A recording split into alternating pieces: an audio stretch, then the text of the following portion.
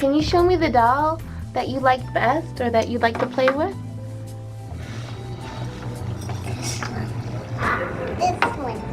I like that one. Show me. I can't. This one. That one? This one. I like to play with this. And can you show me the doll that is the nice doll? And why is that the nice doll? He's white.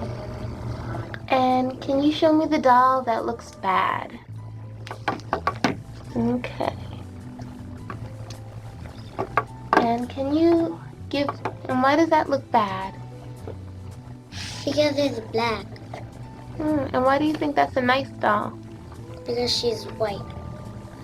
And can you give me the doll that looks like you?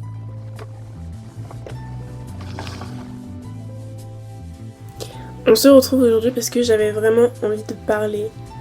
Et j'ai l'impression que ça fait une éternité que je me suis pas exprimée. Que j'ai juste absorbé, avalé des événements. Alors ça fait quand... Putain, je crois que ma dernière vidéo c'était il y a genre 1 an les gars. Non même pas. Je crois que c'était il y a genre peut-être 6 mois. Un truc comme ça. Faudrait que je regarde. Je ne sais même pas les statistiques de ces vidéos. J'en ai posté que 2. Mais bon, il s'est passé énormément de choses. Et j'ai eu beaucoup de réalisations. Entrons dans le vif du sujet. Les complexes. Putain, les complexes. Les complexes. J'ai un énorme complexe, comme je viens de le dire, c'est mon nez. J'ai grandi dans une famille africaine avec des parents africains. Je suis allée à l'école, une école principalement peuplée d'enfants blancs, ce qui n'est pas un problème, mais étant l'une des seules filles noires, voire juste seule personne noire de l'école, ça constitue un problème, ça a constitué un gros problème dans ma constitution mentale, le rapport que j'ai avec moi-même et avec le reste de la société. Et en fait, ce nez, le complexe n'a pas forcément commencé à l'école, il a commencé à la maison. Le complexe a commencé à la maison parce que, on va dire que j'ai un nez plus grand que la majorité des personnes de ma famille. D'accord. J'ai un nez plus grand que ma mère, que celui de ma mère, j'ai un nez plus grand que celui de mes sœurs, j'ai un nez plus grand que celui de mon père. On m'a vraiment énormément chahuté par rapport à ce nez. Au début c'était des petites blagues très mimi, très simples. En mode oui, Christiane, ton nez, voilà. Je me rappelle de une blague que j'ai entendue. Ah Christiane, toi, quand Dieu il t'a créé, il a pris la pâte et il l'a juste foutu comme ça pour créer ton pif. Et il s'est dit, ah, flemme de sculpter. You're jealous. You're insecure. No one that feels that great about themselves has to put others down the way that you do. Until the point that I'm not done talking yet, you will speak when I'm done. Oh, honey. Girl, security. Ça, c'est un truc qui m'est resté en tête. Et donc, ça, c'est quelque chose qui ça m'a vraiment marqué en fait, de me dire que, ah putain, en fait, là, j'ai vraiment une caractéristique différente des autres. Et c'est pas moi qui l'ai remarqué en soi, c'est les autres qui m'ont fait remarquer ce défaut en moi. Et pendant très longtemps, je me suis dit que, à cause de ça, je suis pas normale. J'avais déjà des énormes problèmes pour me sentir bien dans la société parce que ma couleur de peau criait tu es différente. Mais alors là on m'a rajouté encore ce complexe et en plus dans ma propre famille non seulement t'es différente dehors mais t'es aussi différente à l'intérieur. Dans le cercle t'es censée être complètement acceptée, complètement cajolée, complètement... Enfin, vous voyez ce que je veux dire, même dans ton propre confort, tu n'es pas normal. Et ça c'est un truc qui m'a beaucoup compliqué la vie dans ma relation avec moi-même, parce que quand on est un enfant, c'est littéralement la période pendant laquelle on se construit. Et vous voyez là je suis en train de parler de mon nez, enfin des gens qui souffrent de choses beaucoup plus graves. Il y a des gens qui ont eu des complications par rapport à des accidents, par rapport à ce genre de choses, donc vraiment je conçois que moi mon complexe c'est vraiment minime par rapport à celui des autres. Et ça c'est tellement un autre sujet aussi, de savoir si oui ou non nos problèmes ou nos complexes sont valides par rapport à ceux d'autres personnes. C'est-à-dire, je sais qu'il y a des gens qui vivent pire que moi, d'autres qui vivent moins que moi. Est-ce que mon problème est légitime d'être un problème parce qu'il est moins pire que celui de quelqu'un d'autre? Mais ça c'est un tout autre sujet. Ouh là là là là là. On se calme, on revient dans le sujet de la vidéo. Désolée, je fais ma bouche, je peux pas parler. Depuis que je suis petite donc, à cause de ce complexe, j'ai développé des formes assez étranges d'anxiété. Et c'était, je pense que mon tout premier rapport à l'anxiété, c'était par rapport à ce à quoi je ressemble, par rapport à mes caractéristiques physiques, plutôt qu'à des choses... quand on est enfant, on n'a pas vraiment de réel stress par rapport à la vie ou quoi. On peut peut-être stresser quand on commence à avoir des notes à l'école. Je sais que moi, j'ai énormément stressé dans ma vie à cause des notes. Ça serait aussi un autre sujet. Mais mes toutes premières formes d'anxiété ou de stress, elles ont commencé très très jeunes, à partir de genre 7-8 ans, parce que on m'a toujours fait comprendre que je suis différente par rapport à ceci, je suis différente par rapport à mes cheveux, je suis différente par rapport à mon nez, ma couleur de peau. Enfin, en fait, il y avait toujours quelque chose qui faisait en sorte de me prouver que tu es différente. Toi là, tu n'es pas comme tout le monde. Stressée comme ça, pour une chose aussi superficielle, ça a créé le départ pour une longue lignée d'insécurité. Les seuls cercles sociaux qu'on connaissait à cette époque-là, c'était l'école, les profs, les amis, les camarades de classe, la cour de récré. Et à chaque fois que j'allais rentrer en classe, j'allais commencer à parler avec un de mes amis. Je me souviens que dès que je rigolais, il y avait un signe que je faisais tout le temps, c'est que je cachais genre ma bouche et mon nez directement. Je faisais un peu semblant de cacher ma bouche pour ne pas qu'on voit l'intégralité de mon nez quand je ris. Enfin, ça peut paraître hyper stupide, mais ça commence comme ça en fait. Tous les problèmes commencent comme ça. D'une certaine manière, dans la cour de récré, il se passe quelque chose, on intériorise la chose et on grandit avec le même complexe. À chaque fois que j'étais dans un cercle social où il fallait rigoler, parler, montrer qui on est, tout ça,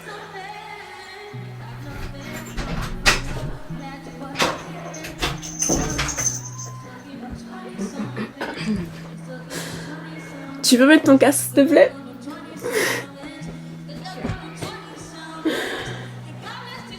Thank you. Et tu penses que le son il sera bien avec l'ordi? J'ai écouté tout à l'heure et le son il était bien. Hein. Donc normalement ça devrait aller.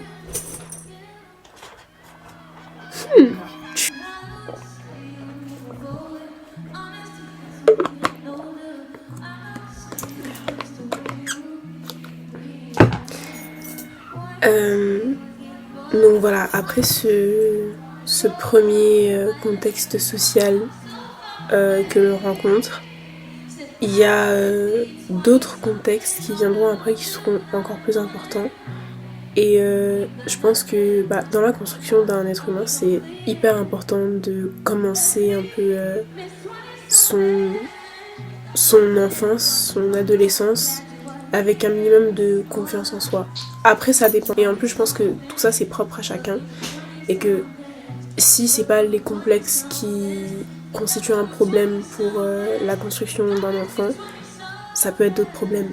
Donc en soi il y aura toujours un problème quelque part. Ce sujet me mène à un autre grand problème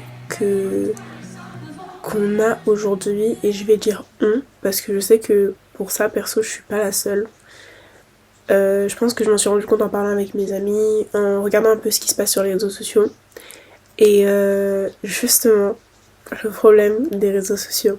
Aujourd'hui, j'atteins un âge où on commence à me faire comprendre que je vais devoir créer mon propre écosystème, faire ma vie je vais devoir commencer à... Voilà, je commence à gagner mon propre argent, mais vraiment mon propre argent. J'ai emménagé toute seule pour mes études, loin de chez mes parents. La société commence à me faire comprendre que... Enfin, c'est maintenant ou jamais. C'est-à-dire que je suis en train de me construire, vraiment, construire ma vie d'adulte, maintenant. Tout est en train de se créer maintenant. Et ça me fout une pression incroyable. Et je pense que pour ça, je suis pas la seule. Enfin, j'espère, je pense. Pour ne pas faire une trop grande parenthèse, le fait de se construire en tant qu'adulte à l'heure actuelle, ça m'a fait me comparer énormément, comparer ma situation avec la situation d'autres personnes, que ce soit les situations financières des gens autour de moi ou les situations financières des gens que je vois sur les réseaux sociaux justement. Ça peut partir de ça, ou alors ça peut partir de tout simplement en fait juste la comparaison en général. Le fait de devoir évoluer par moi-même toute seule, faire des choix toute seule et me rendre compte que je pars d'un certain pied qui est très différent de celui d'autres personnes. Je pars d'une base minime par rapport à certains et plus grande par rapport à d'autres. Je sais pas comment expliquer ça. Et en fait, je suis vraiment constamment dans cette comparaison mentale et j'ai l'impression que je suis pas la seule et je pense que c'est pour ça que j'ai envie de parler de ce problème, de ce système cérébral que je comprends pas forcément à 100%, mais qui en tout cas a occupé une bonne partie de mon cerveau. Et si je parle de cette comparaison, c'est aussi parce que justement la comparaison, elle est non seulement socio-économique, mais elle est également sur le plan physique. C'est-à-dire que peu importe les autres personnes que je vais voir sur les réseaux sociaux, ça peut être des personnes qui ont beaucoup d'argent, qui vivent très très bien, et je me dis mais putain, à 21 ans, ces personnes vivent une vie que peut-être jusqu'à mes 60 ans, je pourrais jamais imaginer vivre simplement à cause de gains financiers. En vrai, ça me fout vraiment une pression incroyable. Je pense qu'il y a cet aspect-là, mais il y a aussi l'aspect physique, où je me dis qu'il y a beaucoup de choses chez moi pour lesquelles je complexe énormément, et me retrouver face aux réseaux sociaux où on peut trouver tout et n'importe quoi. Une plateforme où je peux voir des centaines, des milliers de contenus où on me montre que il y a plus beau que moi, ou il y a des personnes qui ont littéralement les attraits physiques que je rêverais d'avoir. On va doser parce que quand même je m'aime un minimum. Je pense que le fait de me retrouver face à des plateformes qui justement prônent la beauté, prônent l'excès, prônent l'argent, prônent la facilité aussi, ça me fait énormément me comparer et me dire qu'il y a peut-être certaines choses que je fais mal dans ma vie, alors que pas forcément en vrai. Je pense que par rapport à ça aussi, il y a énormément de pression qui est mise. Cette pression que je ressens, je pense qu'elle vient pas de nulle part. Et je pense que c'est une pression qui vient des médias, de nos contextes familiaux ou sociaux. C'est-à-dire que peu importe où on est, à partir du moment où on est dans la vingtaine ou dans le début de la vingtaine, il y a une sorte de pression un peu soit silencieuse, soit complètement explicite, qui nous pousse à cet âge-là, il faut avoir fini de faire ça. À cet âge-là, il faut en être à là. Ensuite, à tes 25 ans, il faut que tu sois déjà, pas forcément millionnaire, mais il faut que la société te pousse à avoir un maximum d'argent possible. Il faut que tu ne vives plus avec tes parents au bout de 26 ans. Si tu vis chez tes parents, c'est la honte. Il y a tellement de pression qui est mise autour de la vingtaine et de cette période tellement importante pour la construction de nos futurs adultes intérieurs, que littéralement, au bout d'un moment, je regarde autour de moi et je m'en sors plus. Je ne m'en sors plus. Sachant que c'est un âge aussi très déterminant, parce que c'est à cet âge-là qu'on commence à se rendre compte que la vie, elle tourne. Et je sais pas pour vous, mais c'est aussi maintenant que je commence à ouvrir les yeux sur beaucoup de sujets pas forcément drôles, comme la vieillesse ou la mort. Je pense beaucoup aussi à la retraite alors que j'ai que 20 ans, mais concrètement, je me dois d'y penser. Je me suis rendu compte en habitant très loin aussi de ma famille et en essayant de me débrouiller un petit peu toute seule, même si je suis quand même aidée. Je pense que j'ai réalisé aussi beaucoup de choses par rapport à une forme de déterminisme social qui fait que la comparaison elle est parfois inévitable. J'ai eu l'opportunité de parler à beaucoup de personnes qui ont des contextes tellement différents les uns des autres et où en fait en fonction de là d'où on vient, en fonction de la situation de nos parents, situation socio-économique, en fonction de l'ethnicité, en fonction de la région qu'on a toujours connue, qu'on a toujours fréquentée, là où on est né. Il y a un certain contexte qui nous pousse à rester dans une sorte de case pour satisfaire en fait juste pour satisfaire en fait des codes et des statistiques. Et je pense que à partir de là il y a beaucoup de choses qui deviennent encore plus compliquées, mais dans un certain sens ça m'a forcé à bosser plus. Je pense qu'il est évident en regardant mon visage et en regardant mes attraits physiques ainsi que ma couleur de peau que je suis typée d'une certaine région du monde d'un point de vue eurocentré. Eurocentrique. Qui peut on sait.